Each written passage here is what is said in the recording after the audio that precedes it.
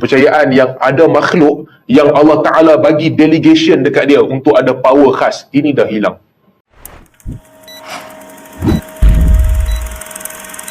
Okey, ada beberapa perkara. Okey, ni kita untuk berlaku adil kan. Apabila tersebarnya gerakan pembaharuan yang baru-baru ni,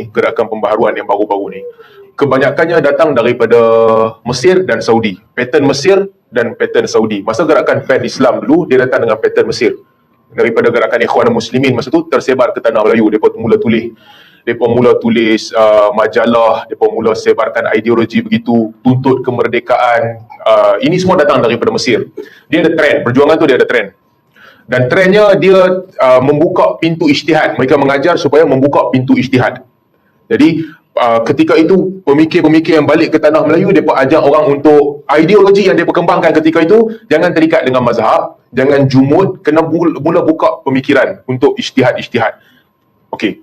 Akidah, mengikut akidah yang betul, pegang dengan akidah Islam, regardless Mu'tazilah ke Salaf ke apa, tapi antara yang penting mereka tekankan, gerakan Mesir ni, mereka tekankan jangan perhambakan diri kepada manusia sampai ke tanah Melayu. Artinya budaya-budaya memohon kepada makhluk kena buang. Sakit, pergi hospital, jangan pergi minta kat tok dukun. Nasib tak baik, belajar. Kamu sendiri kena ubah nasib kamu, bukan kamu pergi minta kat batu dekat pokok. Nak masuk hutan tak mau sesat, bawa kompas bang. Jangan pergi minta tuan penjaga hutan tunjuk jalan yang lurus, dia tak tunjuk, bawa kompas sendiri. Ini gerakan pembaharuan yang datang daripada Mesir. Mereka mengajar supaya jangan terikat dengan taklid dalam fiqh. Dalam akidah mereka mengajar supaya cara gerakan akidah mereka adalah bebaskan diri daripada perhambaan kepada makhluk. Gerakan itu datang tersebar luas di Nusantara. Dan kesan daripada gerakan tu, mereka membasmi kebanyakan idea-idea bid'ah yang ada dalam masyarakat, dalam akidah. Khurafat, tahayul mula diperangi ketika itu. Baik, kemudian jalan yang kedua ataupun ombak yang kedua datang perubahan datang daripada ideologi Saudi pula. Sebab Saudi spend banyak untuk menyebarkan pemikiran Saudi di banyak negara-negara Islam, bagi beasiswa kepada budak-budak balik dan juga hantar pendakwah. Trend Saudi pula trend yang berbeza. Macam Mesir, dia tak sama dengan Mesir. Akidahnya masih sama, membersihkan akidah, tetapi mereka mengajar kepada trend fiqahnya diikat dengan mazhab Hambali. Banyak kepada kefahaman mazhab Hambali mula dikembangkan. Ini yang berlaku. Baik, apabila ini berlaku pertembungan di banyak tempat di Nusantara terutamanya, kerana cara ulama mazhab Hambali melihat isu tak sama dengan mazhab Syafi'i dalam beberapa hal. Jadi berlaku pertembungan lagi sekali. Khurafat sama macam yang tadi tu, mereka macam gerakan daripada Mesir juga sama, membasmi khurafat. Bila sampai ke tanah Melayu, apa isu yang berlaku? Di tanah Melayu, dalam fiqh orang mengambil mazhab Syafi'i. Walaupun sebahagiannya orang Hambali kata bid'ah dan sebagainya, tapi amalan-amalan itu ada asas dalam mazhab Syafi'i. Baca talqin, ada asas dalam mazhab Syafi'i, ada asas. Majlis-majlis membaca Al-Quran dan sebagainya, ini tidaklah terkeluar daripada mazhab Syafi'i. Maliki ataupun Hambali mungkin kata dia bid'ah, tapi dalam mazhab Syafi'i tidak.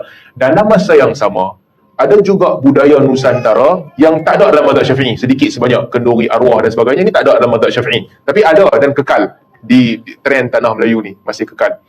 Jadi ini isu yang kena tengok betul-betul, nak buku apa yang hendak diubah. Bila datang pertembungan besar yang berlaku, antara salah satu sebab pertembungan besar berlaku adalah dalam masalah akidah. Orang di Nusantara bukan orang biasa, bukan orang awam, kebanyakan orang yang mengajar, mereka bukan mengajar akidah Imam Syafi'i. Ini benda penting. Baik. Maksud saya bukan pasal akidah salah ke khalaf ke apa ni. Para ulama fiqh, apabila mereka mengajarkan akidah itu bersesuaian dengan prinsip yang ditekankan dalam Al-Quran dan Sunnah. Demikian juga Abu Hasan Al-Asy'ari dan juga Abu Mansur Al-Maturidi. Akidah ni maksudnya apa? Supaya orang percaya bahawa Allah lah yang paling berkuasa. Nak minta dengan Allah. Yang boleh mengubah nasib kamu ni Allah Ta'ala lah. Yang boleh hukum kamu Allah Ta'ala lah. Yang boleh turunkan bala ni Allah Ta'ala lah. Yang boleh turunkan manfaat ni Allah Ta'ala lah. Itu ulama Ahli Sunnah wal Jamaah. Tapi ramai guru-guru di Nusantara, bab akidah, dia bukan itu trend dia. Trend dia apa? Trend dia sufi. Trend sufi macam mana? Wali-wali, cerita tentang keramat-keramat. Ada wali, nama dia Mutasarrif. Dia kawai dunia ni. Jangan bagi dia sakit hati. Bila dia sakit hati, dia bagi turun bala ke apa. Ada wali, tiap-tiap malam dia pergi jumpa Nabi SAW, meeting. Ada wali, dia kawai semua wali. Dia ketua, menguasai semua wali. Ada wali, dia akan bagi arahan kepada orang-orang tertentu untuk buat benda yang dia nak. Ada wali, dia boleh tahu benda gaib. Ada wali, dia tak ikut syariat, tak apa. Dia tak pergi semayang, tak apa. Dia ada wali. Ada wali macam Nabi Khidir, dia tak payah ikut syariat Nabi Muhammad dah. Ada wali, dia ada amalan tertentu yang khas. Ada wali, dia boleh terbang pergi sana. Ada wali, dia boleh terbang pergi sini. Ini di tanah Melayu. Idea ni, walaupun kita nampak macam biasa, cerita-cerita, tapi ini clash yang besar dengan para ulama mazhab. Dengan akidah yang diajarkan oleh para ulama mazhab. Ini pertembungan utama.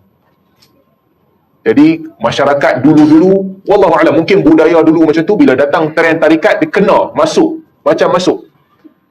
Tapi gerakan pembaharuan, sama ada yang main daripada Mesir pun sama, yang balik daripada Saudi pun sama, mereka telah berjaya mengubah banyak lah. Telah berubah. Kepercayaan ini telah berubah.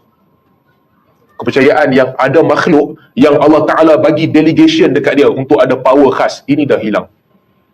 Agama tak ada macam tu. Delegation of power ni tak ada. Hanya ada pada Allah Ta'ala sahaja. Orang tanya kepada Laith bin Sa'ad, kalau ada orang yang boleh berjalan di atas air tapi amalannya tak betul, tak mengikut sunnah, Laith kata aku tak percaya dekat dia. Orang tanya Imam Syafi'i, hang setuju tak dengan Laith? Imam Syafi'i kata bukan sekadar kalau dia boleh jalan atas air, kalau dia boleh jalan di atas udara pun aku tak percaya kalau amalan dia tak betul. Itu kualiti yang diajarkan oleh para a'imah. Jadi ini sebab pertembungan utama yang saya rasa. Jadi tuan-tuan, kalau tuan-tuan ikut kuliah-kuliah sirah kan, kita selalu sebut manusia kadar dia itulah yukhti'u wa yusib. Ada masa mereka betul, ada masa mereka salah. Sebesar-besar manusia, Abu Bakar, Umar, Uthman, Ali, ada keputusan mereka yang betul, ada keputusan mereka yang salah. Itu manusia. Itu yang ditekankan tentang manusia. Dia bukan tentang, dia ni wali. Dia paling power, dia paling hebat. Apa dia cakap, kena dengar cakap dia. Kedudukan dia sangat tinggi. Dia ada firasat, dia boleh nampak, dia boleh tahu apa hang buat. Jangan main-main dengan dia. Ini tak ada lah agama. Jadi ini pada saya pertembungan utama. Bab amalan ini bab kedua. Yang kedua, bab amalan ni kita kena tekankan juga. Semua orang bagi pandangan lah. Ikut mazhab masing-masing. Apa yang orang itu ikut, dia sampaikan pandangan dia. Berbeza, ini perkara biasa. Dia jangan sampai perbezaan itu membawa permusuhan. Wallahu a'lam.